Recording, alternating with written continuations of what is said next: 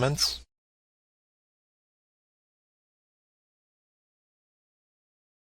Let's move on to the cytoskeleton. Do you remember the three main cytoskeletal elements?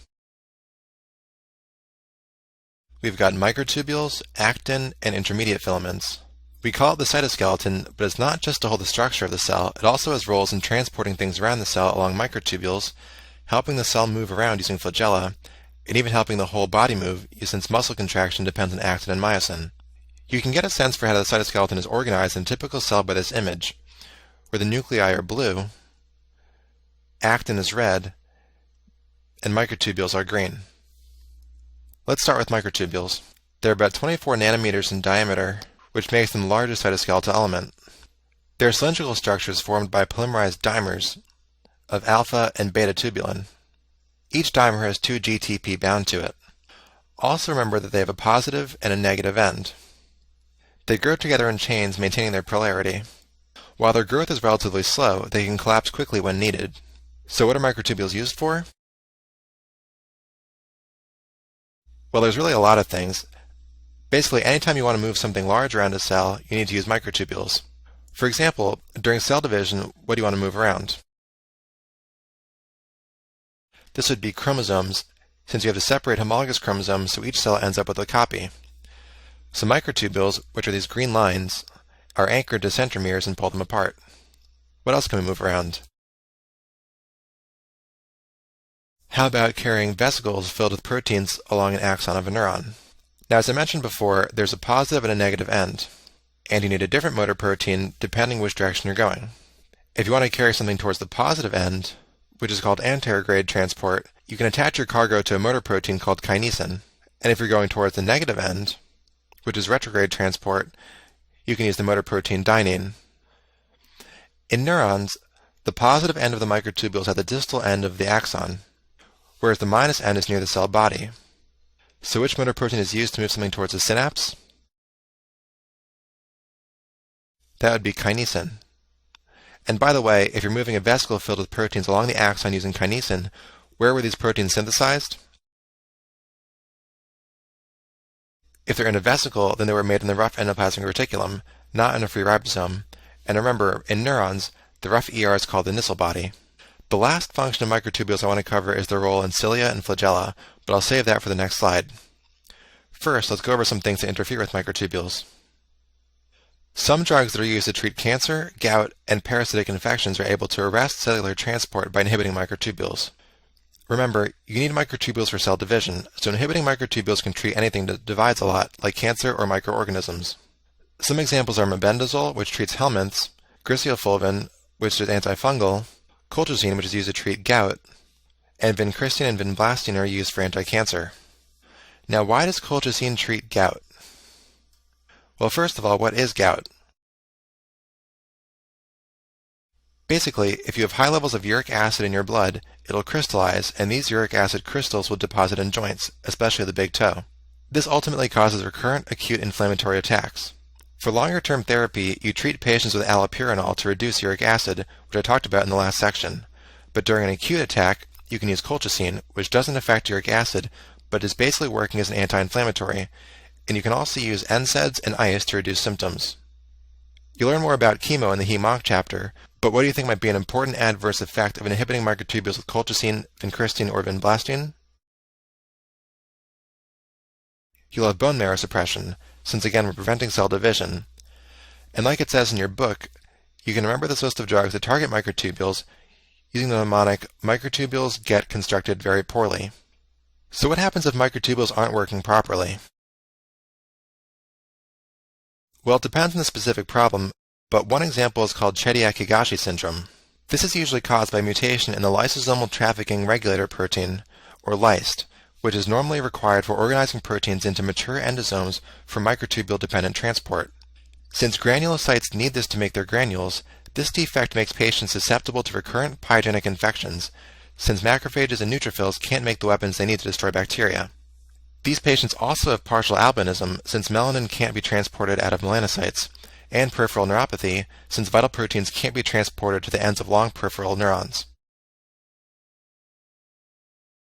So as I mentioned a minute ago, another role of microtubules is in cilia and flagella. Both cilia and flagella are made from microtubules arranged in a 9 dimers plus 2 singlets formation. So here I'm showing you an electron micrograph of a cross-section through cilia, and you can see the 9 dimers around the periphery and the 2 singlets in the middle. Now in the last slide I mentioned that dynein is used for retrograde transport along microtubules. Dynein can also be used to bind microtubules for a different purpose, which is to link these doublets together. Then ATP can be used to cause them to slide along each other, which makes the cilium bend. Flagella and cilia have a similar structure if you take a look at the cross-section, but they also have some functional differences. First of all, flagella move in this kind of propeller pattern, since they're trying to generate force that pushes the cell away from where it's pointed. Cilia beat back and forth, since they're trying to keep the fluid outside the cell moving in a consistent direction. Flagella are a lot more common in single-celled organisms like bacteria, but can you think of any human cells that have flagella? Sperm are the first ones that come to mind for me. How about cells that have cilia?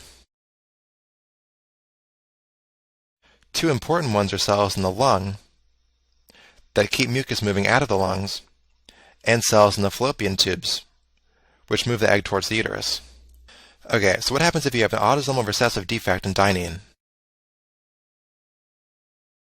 This is called Cartogner syndrome, or primary ciliary dyskinesia, and if you have it, your cilia and flagella won't be able to move at all, so all these functions I just mentioned won't work.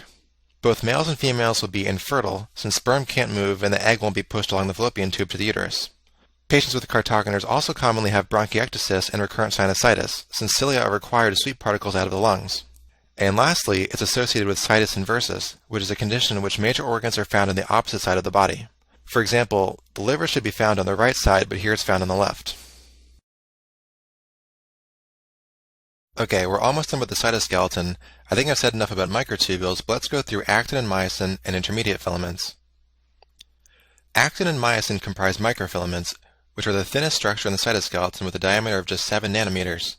You probably know that actin and myosin work together in muscle contraction, and that's covered in a later lecture.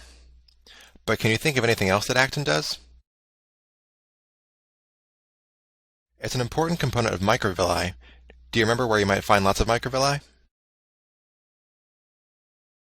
One example is the brush border of the small intestine, where microvilli are used to increase surface area and therefore increase absorption.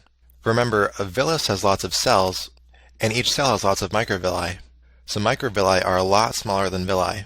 Actin is also used in adherens junctions, which are common in epithelial and endothelial cells and are used to hold cells together. Intermediate filaments are generally involved in cell structure and have an intermediate diameter of about 10 nanometers. Some examples of intermediate filaments are vimentin, desmin, cytokeratin, glial fibrillary acid proteins, and neurofilaments. But I'll come back to these in a couple of minutes. We already talked about microtubules, but to recap, they are the largest part of the cytoskeleton with a diameter of about 25 nanometers, and are generally involved in any movement of things within the cell, or of the cells themselves. They're present in cilia and flagella, as well as the mitotic spindle and centrioles. Before we move on, let's see if you remember which direction these proteins go.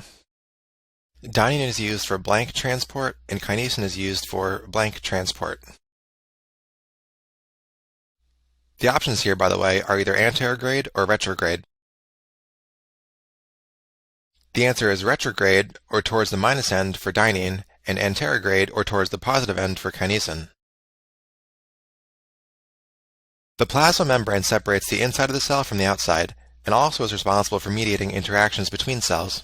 As you can see in this image, it's asymmetric, so one side may not look like the other. It's mostly composed of an even mixture of cholesterol and phospholipids, but also contains some sphingolipids, glycolipids, and proteins. Some proteins, like this one or this one, are transmembrane proteins, which means they have an intracellular, transmembrane, and extracellular part. These include transport proteins and ion channels, and receptor tyrosine kinases. There are also peripheral membrane proteins, such as phospholipase C, which are anchored to the membrane either by binding to another protein or a covalent bond to a membrane lipid. It's important to know that hydrophobic domains of proteins will always be found in the transmembrane region, since they're repelled by the water that is outside or inside the cell. Hydrophilic domains will be found bordering the cytosol, extracellular domain, or within the lumen of a transport protein. Okay, sorry for jumping around a bit, but we're going to revisit intermediate filaments in the context of histological stains. Glial fibrillary acid protein, or GFAP, is found in neuroglia, such as astrocytes. Neurofilaments are obviously found in neurons, and cytokeratin is found in epithelial cells, which you can remember since epithelial cells in the skin are keratinized. Lastly, desmin is found in muscle tissue, and vimentin is found in connective tissue. There's not much else to say about these, just make sure you know which stain is for which cell type, so when it shows up in your exam it'll be that much easier to answer the question, or at least rule a few answer choices out. The sodium-potassium ATPase pump is a transmembrane protein that helps maintain physiologic concentrations of sodium and potassium in the cell. To do this, it utilizes active transport, which means it hydrolyzes ATP. Since ATP is produced inside the cell, it makes sense that the ATPase domain is on the cytosolic side of the protein. Remember, the inside of the cell has a lot of potassium and only a little bit of sodium, whereas the outside of the cell has a lot of sodium and only a little bit of potassium. Therefore, the role of the sodium-potassium pump is to bring potassium in and sodium out. For each ATP used, 3 sodiums are transported out of the cell and 2 potassiums are transported in. So let's say you have a cell and somehow shut down its sodium-potassium pump. Well, what's going to happen? First of all, sodium will start to accumulate inside the cell, since you're not pumping it out. And whenever sodium concentration increases anywhere, water is going to follow it. So the cell will swell and eventually lyse from osmotic stress. So this pump is really important in all cells, but there are some cell types that make their sodium-potassium pumps work really hard. Can you think of an example? One would be neurons, since every time an action potential goes down a cell, they need to repolarize the cell. And a second one would be muscle, since even though they're dependent on calcium concentration for contraction, the sodium-calcium translocator uses the sodium gradient to remove calcium from the intracellular space, since sodium wants to flow into the cell, and you can use that energy to push calcium out. The sodium-calcium exchanger, by the way, does not use ATP. It just operates through passive transport. There are a few drugs that inhibit this pump. Wabane does this by binding to the potassium binding site and is used as a poison by hunters in Somalia. Cardiac glycosides are drugs to use for arrhythmias and congestive heart failure, and they include digoxin and digitoxin. These directly inhibit the ATPase part of the pump, which then causes sodium to build up inside the cell, which in turn causes the sodium-calcium exchanger to allow sodium to leave the cell. This ultimately increases the amount of calcium inside the cell. More calcium in cardiomyocytes means more cardiac contractility.